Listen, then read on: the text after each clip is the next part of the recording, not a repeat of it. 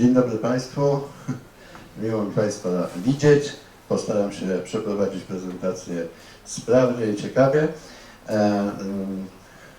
Może usiądę, żeby nie zasłaniać tego widoku, bo trochę, powiedzmy, że jestem rozbudowany.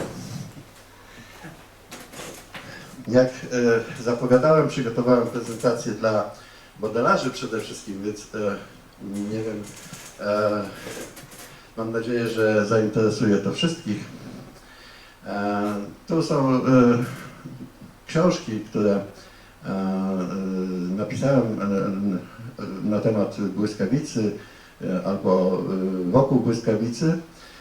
Zachęcam ciekawych do ich przeczytania. No, jeszcze 3 lata temu nie sądziłem, że uda mi się wydać aż tak dużo książek. Kiedy miałem w tym roku, przepraszam, drugą prezentację moich książek w Muzeum Marynarki Wojennej w Gdyni, zorganizowaną zresztą z inicjatywy dyrekcji Muzeum Marynarki Wojennej. To są właśnie plakaty z tych 2 prezentacji moich książek. Tam jest taka fajna oprawa tego wszystkiego. Nazywa się to wodowaniem książki i chrztem książki. To odbywa się tak, jak mniej więcej wodowałoby się statek. Jest matka chrzestna, która różą kropi taką książkę i to jest, i wygłasza tekst: płyń po oceanach intelektu. I jakby to jest mój kolega, przyjaciel, który już niestety nie żyje. Ja zawsze zaznaczam to w swoich prezentacjach. Razem z nim przygotowywaliśmy rysunki techniczne do moich książek. Jest co najmniej w połowie książek autorem rysunków technicznych, ale tak się złożyło, że on to wszystko przygotował, ale tego nie dożył. Jego rodzina udostępnia mi materiały, które przygotował. Za ich zgodą użyłam ich w swoich publikacjach. No i teraz niestety muszę rysować sam, w związku z tym w pozostałych książkach rysunki techniczne już są mojego autorstwa. Także doszła mi jeszcze jedna dziedzina, której się musiałem nauczyć.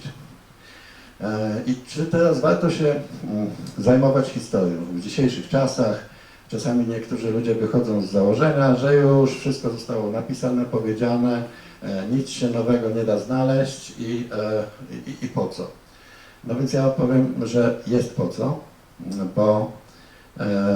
bo jeżeli pracuje się na dokumentach, jeżeli przeczesuje się archiwa, jeżeli stara się znaleźć nie tylko w jednym źródle, na przykład w archiwum w Rembertowie wojskowym, nie tylko w archiwum Muzeum Marynarki Wojennej w Gdyni, nie tylko w Muzeum Straży Granicznej, tylko w archiwach też cywilnych, archiwach też pozostałych po zakładach przemysłowych.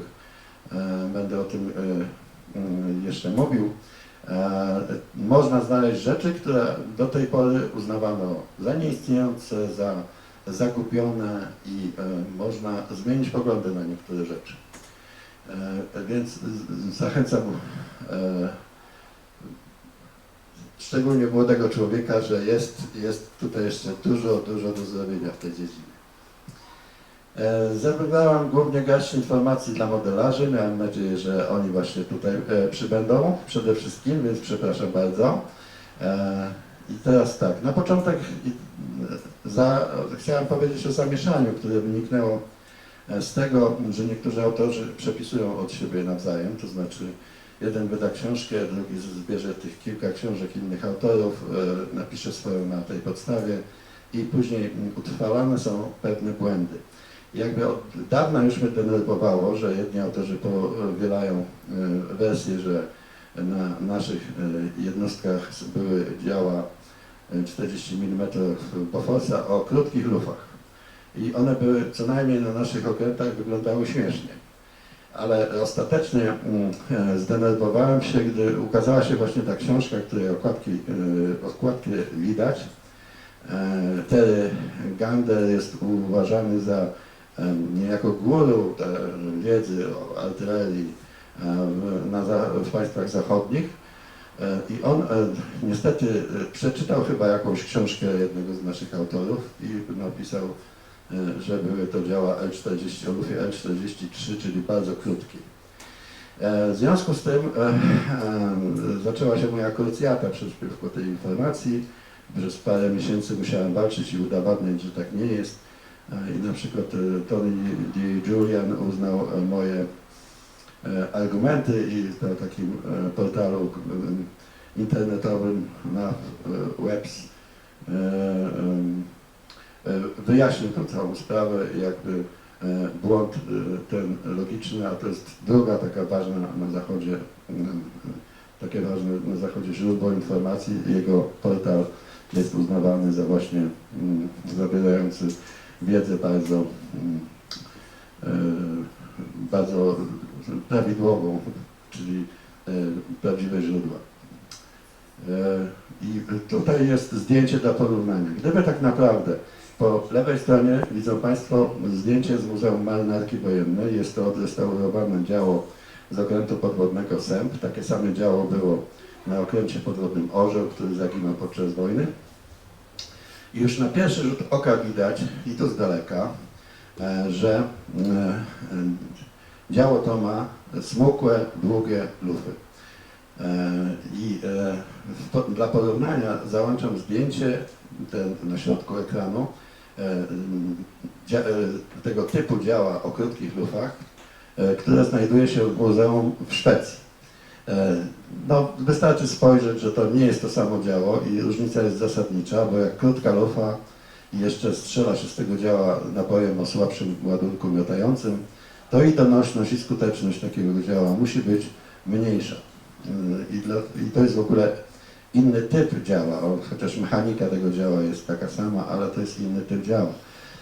I ten błąd, musiałem z tym walczyć. I ostatecznym argumentem, który zawsze wysuwam, to jest właśnie specyfikacja, oryginalna specyfikacja na budowę okrętu podwodnego Orzeł, gdzie jest napisane, co prawda po angielsku, ale trzeba było to przeczytać, że na okręcie podwodnym typu Orzeł mają być właśnie działa 40 mm o lufie L50, L60.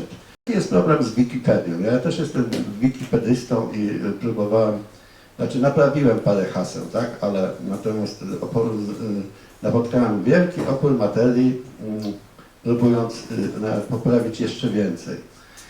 Ponieważ problem polega na tym, że wielu autorów, żeby przyspieszyć swoją pracę, zaczyna opierać się na najłatwiej dostępnych źródłach, czyli książkach z biblioteki. Można sobie te książki wypożyczyć, zebrać, przeczytać i w szybki sposób napisać książkę, zamiast biegać po jakichś archiwach, zbierać dokumenty, kopiować, wydawać pieniądze jeszcze na archiwalne zdjęcia i tak dalej. Więc wielu autorów idzie po prostu na łatwiznę i pisząc też tak artykuły do gazet. I teraz Wikipedia opiera się niestety na książkach, ewentualnie na magazynach, które zostały wydane. No, oczywiście założenie jest jakby pozytywne, bo wychodzą z założenia, że skoro autor coś napisał, to za to odpowiada, napisał prawdę i tak dalej. Więc oni się tam w Wikipedii odwołują do wydanych do tej pory książek.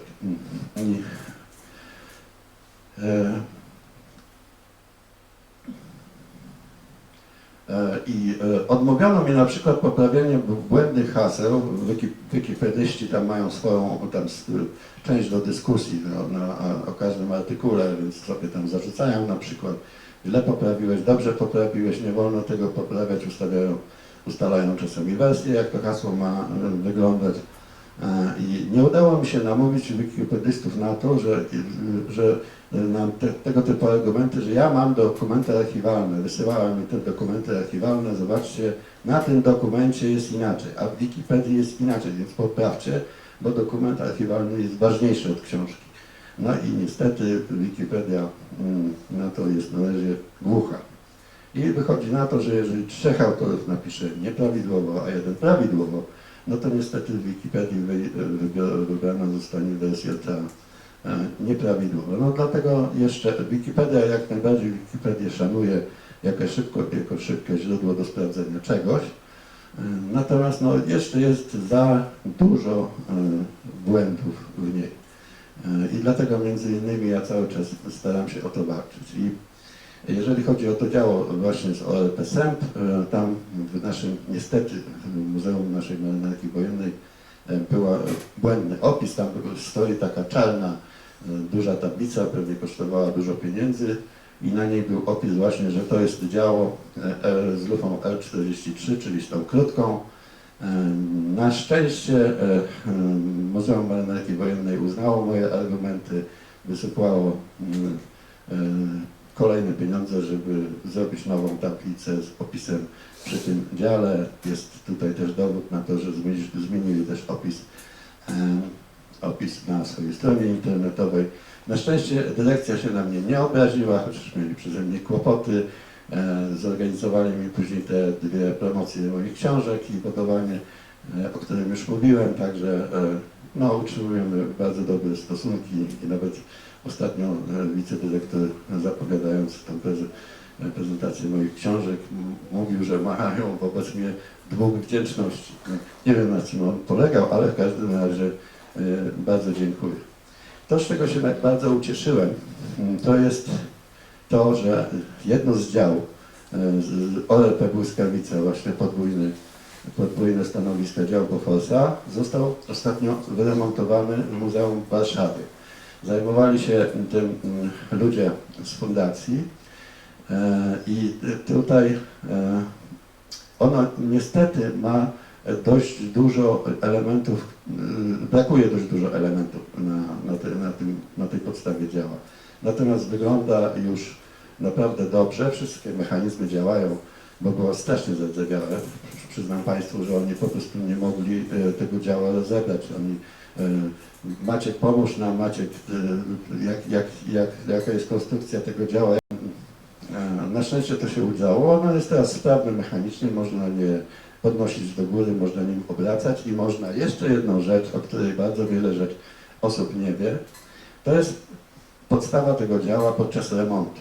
I właśnie osoby, które zajmowały się tym remontem, to są wolontariusze, którzy nakładem swojej pracy przykładają się do tego, żeby te eksponaty muzealne były jak najładniejsze, najlepsze i je odnawiają.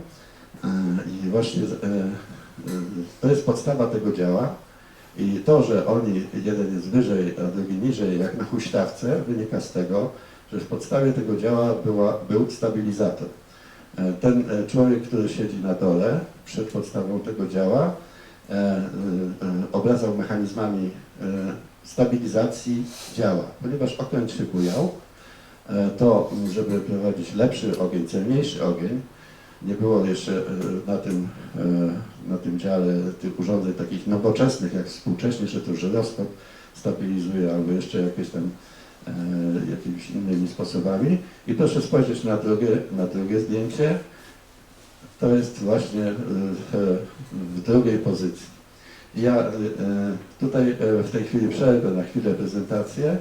Pokażę Państwu filmik, bo on był wstawiony w prezentację, ale tutaj go nie można odtworzyć. No, wygląda na zabawę dużych dzieci. Tych 2 panów po bokach byli celowniczymi. Jeden był celowniczy kierunku, znaczy oczywiście w czasie wojny by tak było. Jeden byłby celowniczym kierunku, drugi byłby celowniczym podniesienia luf, kąta podniesienia, a ten człowiek z przodu obserwowałby taką lunetkę, przez którą obserwował horyzont. I od jego sprawności, od jego wzroku i sprawności rąk zależało, na ile on tą stabilizację dobrze utrzyma. Niestety organizatorzy nie włączyli mi tu dźwięku, natomiast oni podczas tej zabawy, może nie zabawy, tylko sprawdzenia, czy to wszystko działa prawidłowo, powiedzieli takie słowa, że przydałyby się pasy bezpieczeństwa. Tylko oni jakby zapomnieli o tym, że to nie celowniczy siedząc na stołku miał się bujać, tylko bujała się podstawa działa przytwierdzona do okrętu, a oni cały czas byli w pozycji horyzontalnej, ponieważ ten człowiek, który siedział przed nimi, miał o to właśnie zadbać. Ten człowiek siedzący przed nimi by się bujał, a nie tych dwóch celowniczych. No i teraz no dziękuję Tomkowi Kowalskiemu, on jest kierownikiem tej grupy, który remontuje te działa. Na przykład proszę sobie wyobrazić, że zostało wyremontowane działo także z okrętu podwodnego SERP 105 mm, główne działo.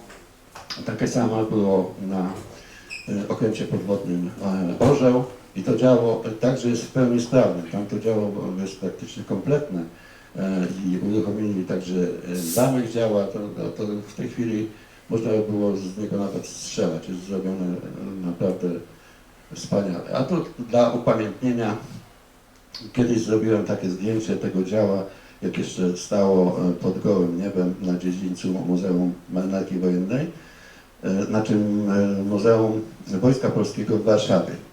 Przed remontem, no, wyglądało nieszczególnie. To tak dla porównania tylko zamontowałem. I teraz tak w ramach takiej walki właśnie z nieprawdziwymi wiadomościami, też jedną z krucjat, którą prowadziłem, to było wyjaśnienie, że nie było działa oznaczonego wzór 34/36. Działo 120 mm, było krupnego kalibru na okrętach typu Grom, na ORP Gryf.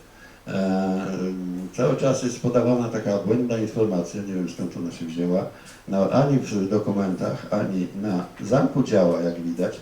To jest zamek działa zachowanego w Warszawie z okrętu zestawiacza lin Gryf, czyli te najwcześniej kupione działa w Szwecji. I tu jest właśnie dowód, to jest wygrawerowane, to co jest na czerwono, pracownicy muzeum wypełnili te wyryte na dziale rowki, wypełnili czerwoną farbą i tu jest napisane właśnie, że to było działo L50 i to jest jedyne jego prawidłowe oznaczenie. I teraz taka ciekawostka, bo niektórzy są dumni z naszych okrętów typu Grom, czyli ORP Grom, ORP Błyskawica, tych okrętów, które walczyły w czasie II wojny światowej. No inni jakoś tam krytykują, niespecjalnie i tak dalej. Bo na przykład aż artyleria główna nie była przeciwlotnicza. Natomiast istnieją wspomnienia komandora Rymsewicza, przepraszam bardzo, który wspomina, że oni jak najbardziej rozważali to, czy nie zamontować na tych okrętach dział przeciwlotniczych, tylko działa przeciwlotnicze, gdyby zachować kaliber 120 mm, musiałyby być po pierwsze dużo cięższe, po drugie podczas strzałów przynosiłyby jeszcze większe obciążenia skierowane w innym kierunku, to znaczy też przy strzelaniu do góry byłby ten odrzut w kierunku dołu. W związku z tym trzeba by było bardzo wzmocnić konstrukcję okrętów. Te okręty musiałyby być cięższe, a więc większe, też wypierać więcej wody, która by zrównoważyła ten ciężar, a przez to byłyby wolniejsze. Wybrali więc wersję dział, która strzelała tylko do okrętów, ale to były naprawdę potężne działa. Tutaj na zdjęciu jest marynarz Cygan z 2 nabojami do tych dział głównego kalibru. I to ilustruje, jak potężne to były naboje. One miały bardzo duży ładunek miotający. Obok jest zdjęcie z Polskiego Instytutu, w które było podpisane, mam nadzieję, że już nie ma tego zdjęcia na stronie Instytutu, ponieważ na tym zdjęciu jest marynarz holenderski. Wystarczyło tylko przeczytać otok na czapce i wszystko by było jasne, ale zostało to podpisane, że to jest marynarz polski z nabojem do działa 120 mm. Ale to było działo, słabsza wersja działa, którą kupowali Holendrzy i widać zasadniczą różnicę pomiędzy tymi nabojami.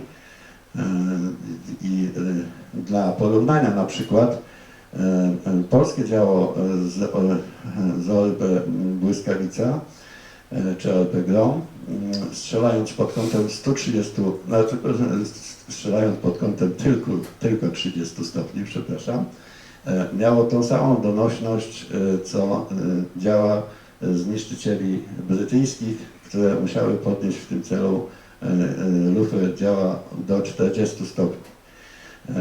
Więc ten nabój był naprawdę mocny. I gdyby przyszło tym okrętom walczyć na przykład z niemieckimi niszczycielami, na pewno byłoby nie tylko to, że mają więcej dział, a miały więcej dział niż okręty niemieckie, to jeszcze strzelały silną amunicją. Konsekwencje były też tego, że do tych dział zastosowano naboje właśnie duże, długie. One miały prawie 1,5 metra długości. Konsekwencją tego było, że aż 2 marynarzy donosiło nabój do zamka działa. Jeden trzymał za przednią część, drugi trzymał za tylną część i we dwóch ładowali ten nabój do działa. Ale było to wykonalne, jak widać. Kolejna kwestia, którą chciałem poruszyć też, którą cały czas jakby prostuję, to jest kwestia tego, jak była pomalowana nasza błyskotka. No więc istnieje takich dużo wersji, często bardzo błędnych wersji malowania tego okrętu. Tutaj bym chciał zwrócić uwagę, że w tym kamuflażu malowania, o tym będę mówił później, nie ma tylko takiego trójkąta na przedzie nadbudówki, natomiast tutaj autor uznał, że tutaj nie było wypełnienia kolorem i dał tu jakiś jasny kolor, a błyskotka po obydwu stronach miała dokładnie ten sam kamuflaż. I druga sprawa to kolory.